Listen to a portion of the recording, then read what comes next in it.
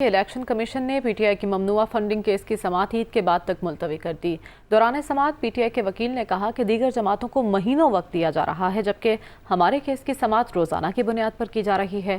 Chief election commissioner نے اعتراض مسترد کرتے ہوئے کہا کہ کسی پارٹی کے کیس میں تاخیر نہیں ہو رہی۔ اسلام آباد سے محسن اعجاز کی رپورٹ دیکھیے۔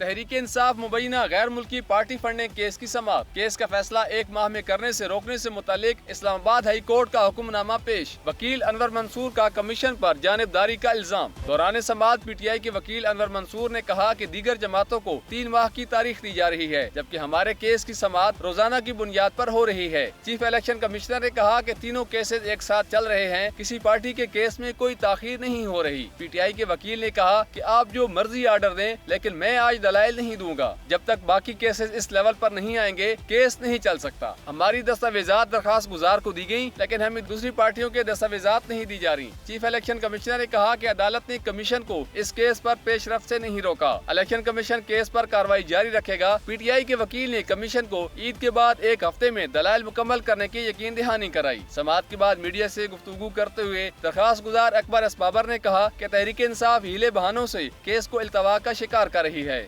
پاکستان تحریک انصاف نے 9 ریٹ پٹیشنز کی ہیں کسی نہ کسی بہانے کہ اکبر اسبابر کو کیس سے الگ کیا جائے، اکبر اسبابر کو یہ جو دستاویزات ہیں وہ نہ دی جائیں۔